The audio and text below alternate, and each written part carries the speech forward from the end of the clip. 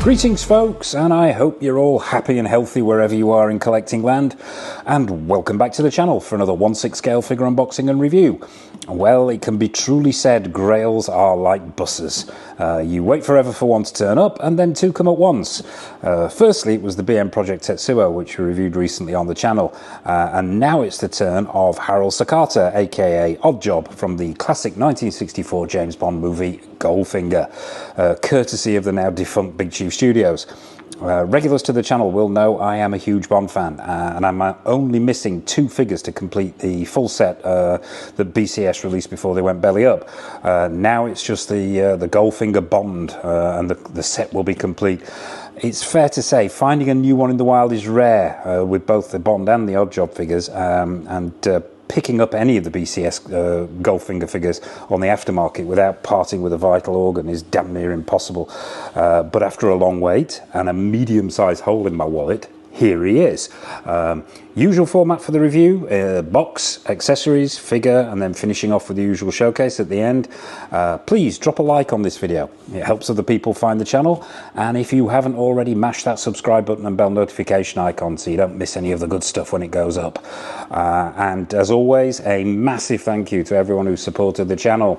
So box, let's stop it from spinning and have a look. And it's a big box too, but Oddjob was a big chap, so we probably expect him to come in a big box.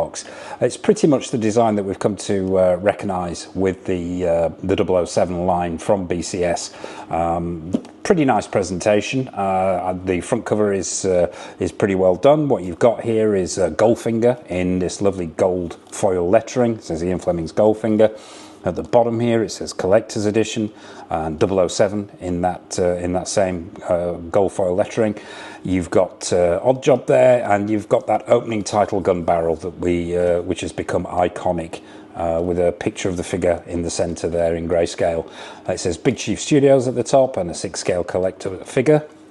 Around the left hand side, really nice grayscale photo of the figure again, Goldfinger in that foil lettering. Around the right hand side, same again, different photo, same lettering. Let's take a look at the bottom of this. On the bottom you have got all the usual credits and warnings, and you've also got the edition number here. This is 571 of 2300. As I say, all the usual credits and warnings there. Don't piss this figure off, or it may have your head off with its hat. On the top we've got 007 again in that gold foil lettering. It's a bit of a job man handling this box, it's a big one. And around the back, yet another photograph of the figure. There's a brief description of the character and a little bit of background on Big Chief Studios. If you're wanting to read that, feel free to hit pause. Goldfinger across the top in the gold lettering, Oddjob again. BCS logo bottom left hand corner, Collector Edition bottom right. Before we dive into the accessories, I will actually open this box on camera. Fair to say at this point as well, this is not a new figure to me. Well, it is a new figure. It's literally just come through the door, but it isn't a brand new figure. I actually picked this up from another collector on eBay. But we'll just put this top to one side. And what you're greeted with when you open the box, apart from some more credits on either side and some more specs, is this slipcover. Really nicely done. You've got this colour photo of the figure with the vault backdrop there. It says Goldfinger across the front, and this slipcover comes out if it wants to cooperate. And what you have when you actually manage to get this thing out, and we'll just pop the box to one side, is you have this really nice card inlay with multiple HD shots of the figure itself, most of them at Fort Knox, one on the golf course there, but yeah, really nicely done. Flip it round and you are greeted with what BCS have done with most of their figures, is a backdrop on the other side, and this is the golf club where Oddjob removes the head from the statue to intimidate Mr. Bond. So yeah, not something I would use in my display. I think it would fit into a Detolf, I'm pretty certain these do, but it's a nice addition if you're wanting to use it for photography or for display purposes. As I said, they're not something I normally go with in my display, but it's there if you want to use it. So a nice addition from Big Chief Studios. And obviously when you remove that slipcover, you are greeted with the clamshell with the figure in. So that's the box. So without further ado, let's dive down onto the table and have a look at all the accessories that come with your Oddjob figure. Okay folks, so here we are down on the table with all the accessories that come with your BCS Oddjob figure. But before we dive into it, just like to say I had a life-affirming moment when I opened this box. Having bought figures from eBay on numerous occasions, and a lot of the time the description, shall we say, doesn't quite match what you receive. I was pleasantly surprised here. A lot of the accessories were still sealed in the box. The figure is absolutely mint, as is everything that's included, and it's really nice to see a description matching the figure from eBay. But that's enough of my eBay whinging. Let's dive in. We'll start with the hands as we always do. You know me and my hands. There are 10 hands in total. There is a pair already on the figure. We've got 8 hands down here. That's a grand total of 5 pairs. You've got all manner of hands going on here. You've got gripping hands, you've got karate chop hands, you've got hands for gripping various accessories. We'll just take a couple at random and have a look at the level of sculpt and paint application here. Straight away, it looks pretty good to me. The sculpt looks really good. You've got creasing on the knuckle areas there, creasing in the palms. What struck me straight away with these hands, and I'll try and get this as close in as I can get the camera to focus on these, if it will, is the level of detailing and sculpt and paint application on the fingernails there. You've got cuticles, you've got tips to the nails, and the underneath of the nails is a different shade. So yeah, really nice detail there from Big Chief Studios. The flesh tones are really nice. The paint applications are good. Not much in the way of bone structure or veining in the back of the hands, but I think that's probably more down to the sheer bulk of Oddjob rather than the any errors in sculpting there. But yeah, overall, really nicely done.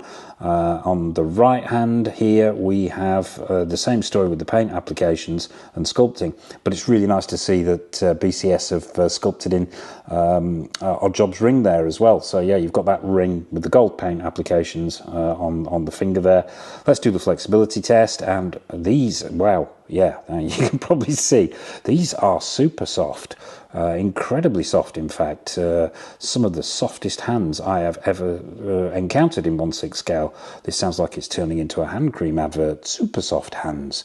But yeah, yeah. So you're not going to have any difficulty there with getting these on and off the wrist pegs, I don't think. I suppose maybe gripping certain accessories might be an issue, but then again, there's nothing too heavy here. So yeah, but absolutely, there won't be a need for hot water or hairdryer here. Yeah, so I think the award to the softest hands I have ever come across goes to Oddjob. So yeah, those are the hands, nicely sculpted, nicely painted, and a good variety. So we'll pop those to one side.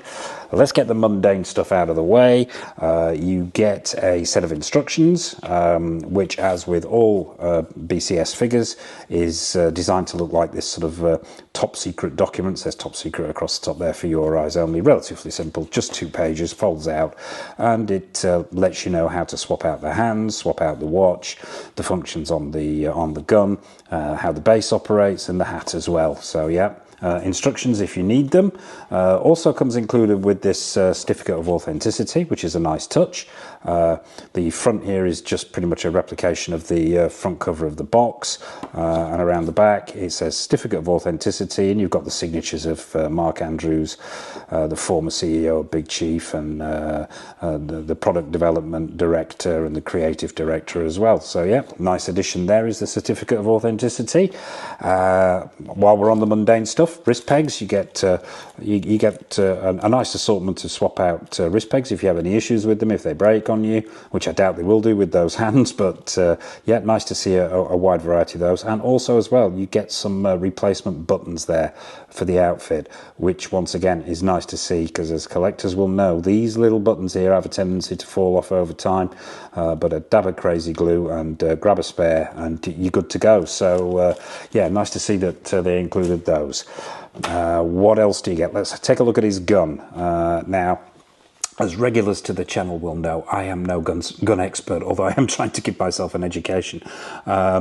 This gun actually reminds me of the gun that SpongeBob used in Day of the Dead, and if I don't use it with this figure, I think it may very well find its way onto that figure. So I should really know the name of this gun, but I don't. So please forgive me for that. But yeah, it looks screen accurate to me. There's nice paint applications on there. You've got some silver dry brushing to give it that metallic look, that slightly used look, and pick out the details. Brown paint applications on the hilt. According to the instructions there, you have a removable clip, but this is absolutely super stiff, and I am not going to try and force it. It does not want to come out. No, I'm not going to risk breaking it. And it also is supposed to have a cocking action, but once again, this is super stiff. Now, whether this is an age thing or this one doesn't want to work, no, I'm not going to try and force it because I don't want to break it. But yeah, that's the gun. Nicely done to it. It is. It also comes with a suppressor. Very, very simple. All one piece of sculpted plastic with a little peg on the end. Pop it into the barrel there, and you've got handgun with suppressor. So yeah, nicely done. Nice addition. And we'll pop that to one side. What else do you get? Wristwatch. A tiny 6-scale wristwatch here. This is really nicely done, even if that face is slightly off kilter there. But yeah, I'm not sure what particular brand of wristwatch Oddjob wore, but yeah, this is nicely done. All one piece of sculpted plastic, silver paint applications, and a face on the front there. So yeah, that's his watch. You also get this gold bar. It is what it says on the tin. It's a piece of sculpted plastic painted gold. It's been roughed up a little bit on the bottom there and on the sides to give it that slightly rough edge. It's not super smooth, so it makes it look slightly more authentic. And I believe this is the gold bar that Mr. Bond drops on the green there to get Goldfinger's attention. But I would say that the shall we say the emblem that was stamped on that particular bar of gold has been omitted, which is nice to see. So we'll put that gold bar to one side. What else do you get? Probably the smallest accessory, and I have got sausage fingers, so I've got to be super careful with this, is a 6-scale golf ball. You've even got the nice little dimples in there as well. If I wanted to be super, super anal, I would say, you know, it would be nice to see it say Slazenger 1 on there, or Slazenger 7.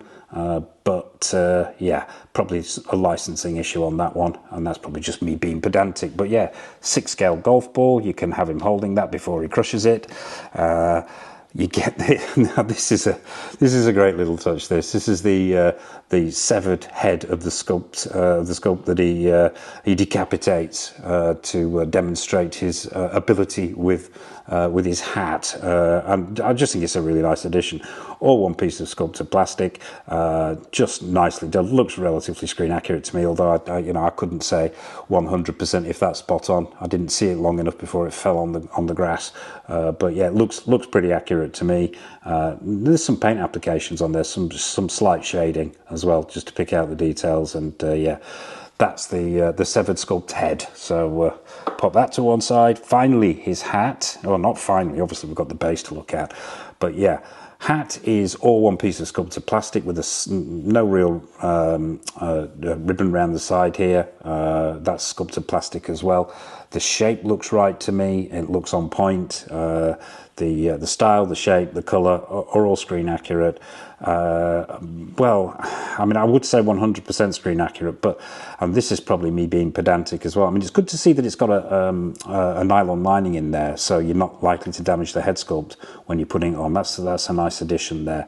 So that's going to protect the head sculpt from scrapes. But the hat itself had a steel, well, I believe it may not have been steel, but it had a metal lining around here, which was actually sort of bolted into place on the rim, underneath the rim, and it would have been nice to see that done here by Big Chief Studios.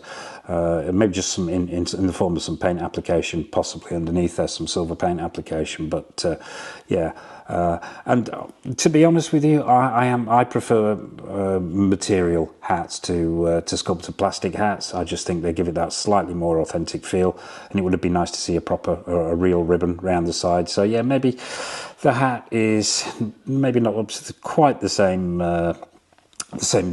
level of high standard as the rest of it, but still, it looks pretty good to me. So that's the hat, and finally the Big Chief Studio base.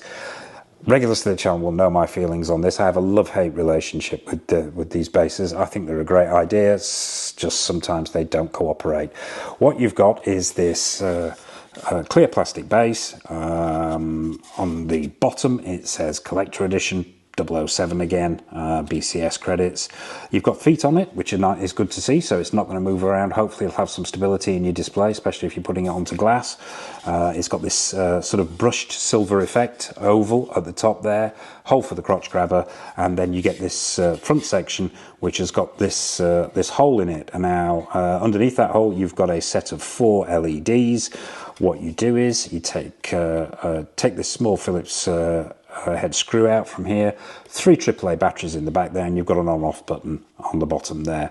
And as with all Big Chief Studios bases, there is a little touch sensor somewhere on the side here, and when you touch it, those 4 LED lights light up, so you can pop in this, I believe it's Perspex, it may very well be plastic, that's collecting dust already.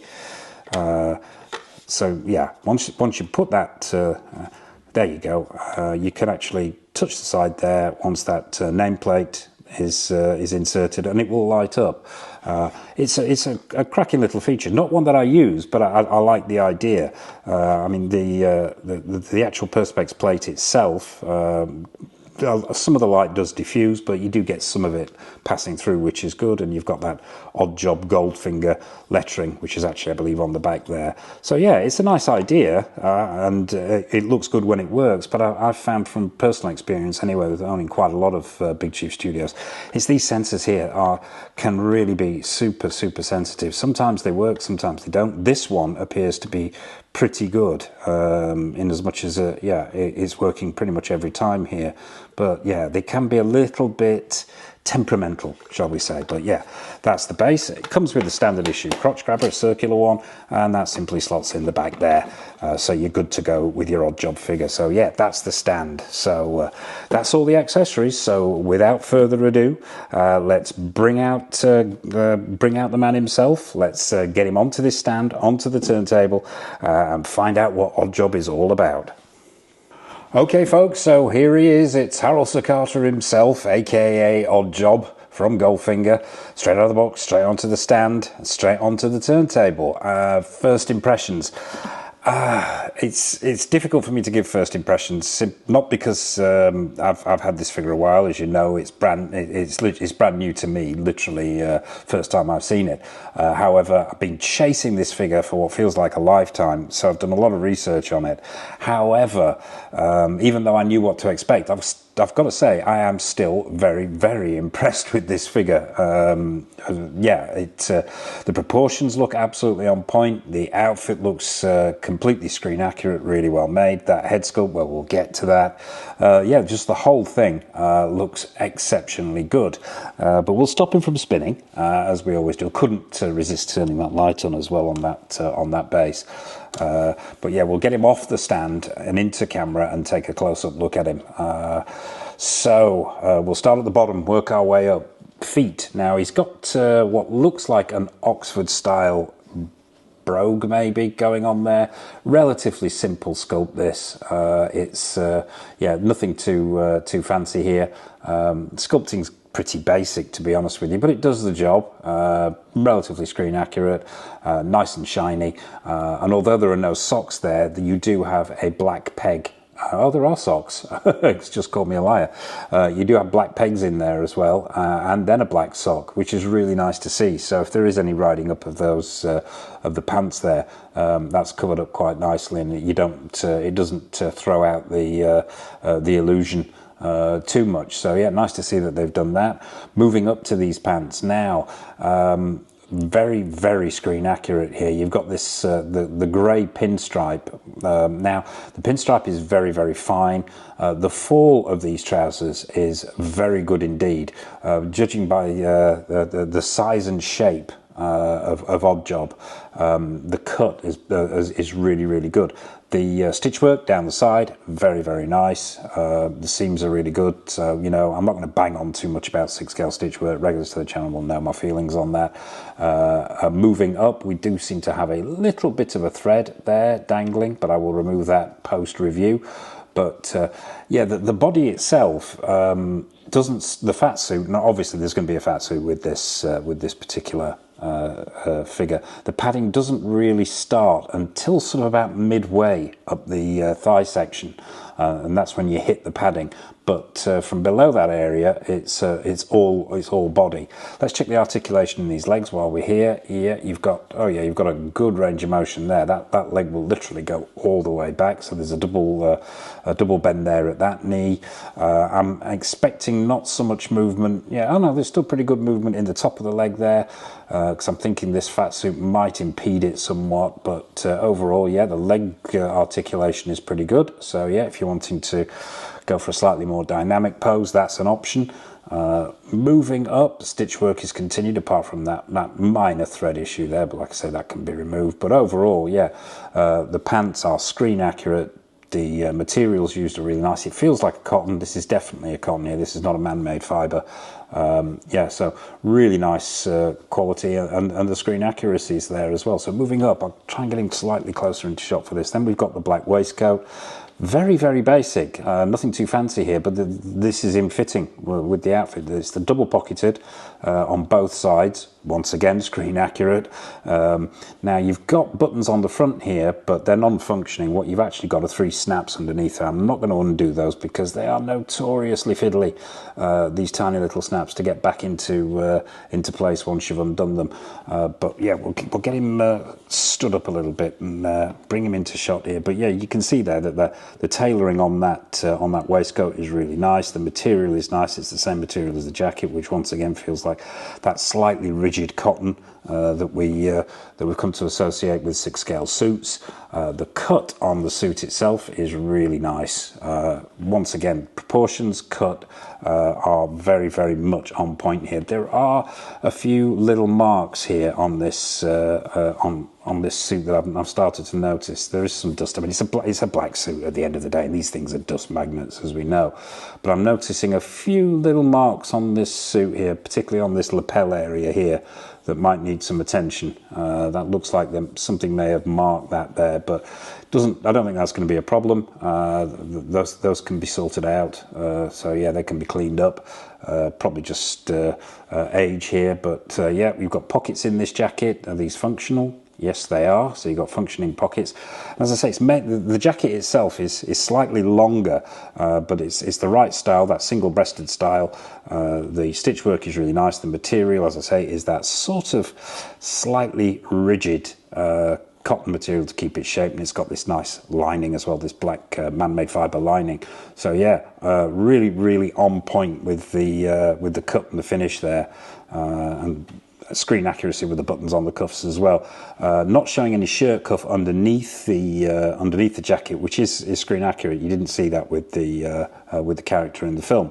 Hands. These are the 2 other hands that we spoke about in the accessories section. These are 2 fisted hands. Same level of sculpt and detailing on there. Nice paint applications. That ring's visible on that right hand. So yeah, those are your 2 fisted hands. Moving up to the shirt. Now, this wing collared shirt is very nicely done. As I say, I'm not going to take this this waistcoat off so we can see it, because I don't want to be futzing around too much with it. But yeah, the stitch work looks really nice. Those spare buttons are obviously for the shirt. It's got silver buttons on there. The stitch work on that winged collar looks really, really good. The tie itself, yeah, that's pretty much feels like the same material as the actual jacket and waistcoat. Falling down a little bit, it needs to ride a little bit higher than that, but I will futz that afterwards, and we'll be attending to these marks on the suit. But yeah, overall, shirt really good, tie really good, outfit absolutely on point. I really can't fault this outfit. I mean, actually, probably a good idea at this point. I'm just going to pop him back on the stand before we take a look at the head sculpt. Actually, all I'll do is I'll stand him here in front of the camera and just lower the camera a little bit, so we'll get an idea of what he's like freestanding. Because I always like to know whether a figure will freestand. And we'll lower this camera down, and I'm going to bring in at this point just a photo I found of, and we might need the hat actually here, I think, just to complement it. Now, this is actually a photo of the actor himself. Now, if I put this hat on, and I'm going to try and do this one-handed, and let's hope there are no incidents or accidents, and I think it's that way around. We'll pop the hat on, and if that wants to stay on, I think I may have got that the wrong way around, but yeah, you can see here, if I bring this this into shot, you can see the level of screen accuracy that we're looking at here from Big Chief. They really have nailed it on. If he will stand up, freestand on his own there, just for a second, so I can just raise this shot up a little bit, and you can see there, they have absolutely nailed this on. The lightness is frighteningly good.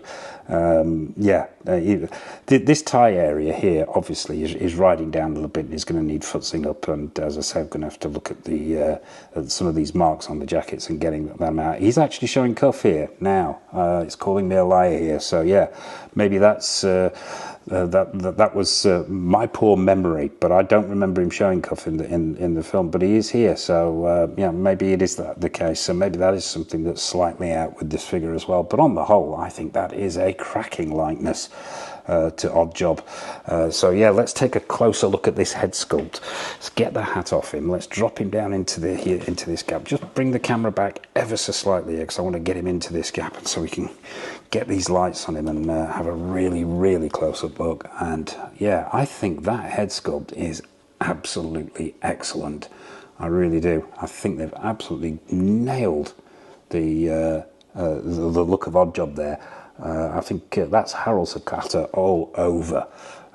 Skin textures are really nice. The paint applications are good. The eyes are nice and glassy. The moustache, the eyebrows done really well. The skin tone's excellent there. And what really did catch my eye, and I'm going to try and get this camera to focus on here, is the hair.